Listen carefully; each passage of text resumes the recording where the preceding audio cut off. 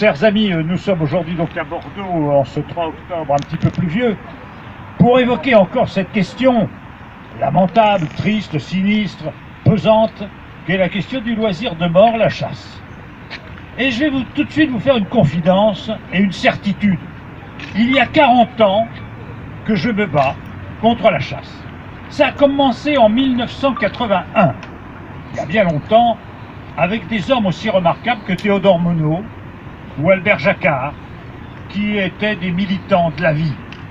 Eh bien, voyez, cette confidence, je vais vous la faire, et je vais vous annoncer une chose certaine. C'est que dans 40 ans, je ne parlerai plus de la chasse. Alors évidemment, on peut dire, c'est une vision bien pessimiste, parce qu'évidemment, dans 40 ans, ce ne serait pas moi qui en parlerai. Mais dans 40 ans, on n'en parlera plus. On n'en parlera plus parce qu'elle sera abolie. Ce n'est pas une probabilité, c'est une certitude. En 1981, il y avait plus de 2 millions de chasseurs en France. Aujourd'hui, ils sont environ 800 000. Les chiffres sont cachés. On nous donne les chiffres des permis de chasser validés, mais on ne nous donne pas le nombre des chasseurs. C'est un chiffre secret. Parce qu'évidemment, il faut peser sur les politiques, et pour peser sur les politiques, il faut dissimuler la disparition du loisir de mort. Mais je vais vous donner des chiffres précis. Dans un département voisin que je connais bien, et qui a une fédération assez transparente au niveau de la chasse. Quand je suis arrivé dans ce département de la Dordogne, il y avait 38 000 chasseurs. Aujourd'hui, ils ne sont que 17 000. C'est-à-dire qu'en 40 ans, ils ont fondu de moitié. Dans 40 ans, il n'y en aura plus.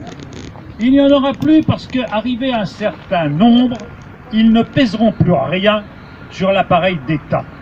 Actuellement, ils sont tout.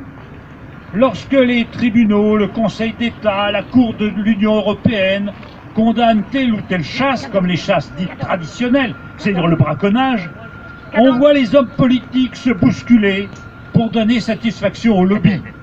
Le chef de l'État a encore insulté l'État de droit et a insulté le peuple français en le confondant avec la lie, avec ce lobby féodal et corporatiste, et a demandé à sa ministre de prendre des arrêtés qu'il sait illégaux pour couvrir les chasses aux pentes, aux lacets, aux gluots, etc.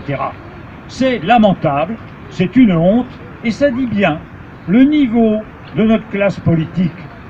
Quand on voit que des candidats à la présidence de la République se bousculent dans les manifestations de chasseurs et détournent de l'argent public, volent les budgets publics pour arroser cette clientèle qui n'a pas besoin d'argent.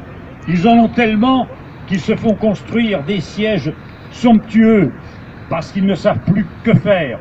Des millions d'euros que draine ce lobby.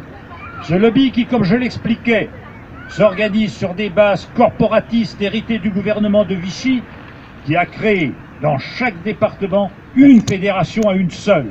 Alors que nous, protecteurs de la nature, écologistes, protecteurs des animaux, hommes de mieux et démocrates, nous sommes structurés en multiples associations, en une poussière d'associations qui en fait rassemblent la majorité du pays, mais qui par notre multiplicité ne pèse pas ce que pèse ce groupe corporatiste regroupé de manière obligatoire par la loi dans des structures uniques au niveau départemental et coiffées au niveau national par une fédération nationale des chasseurs.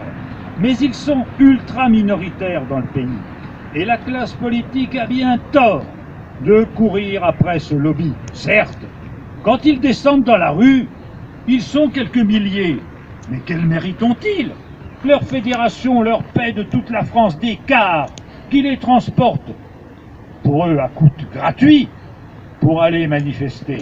Alors que les associations de protection animale et de la nature n'ont que leurs moyens, c'est-à-dire le bénévolat et le don de leurs militants qui se consacrent, comme ceux qui tiennent ce stand aujourd'hui, pour une cause qui les dépasse, qui est la cause du vivant.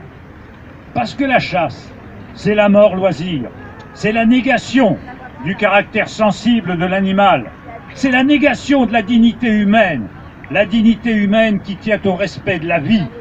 Un homme qui ne respecte pas la vie n'est pas un être humain.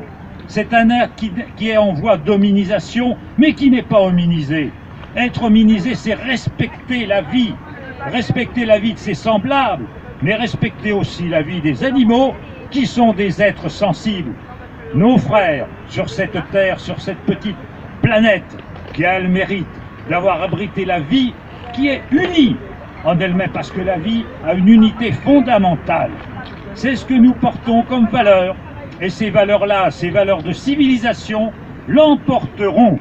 Dans 40 ans, mes amis, vous ne parlerez plus de chasse, la chasse sera abolie, la chasse aura disparu, et ce sera la victoire des hommes qui, depuis 2 ou 3 siècles, se battent contre elle.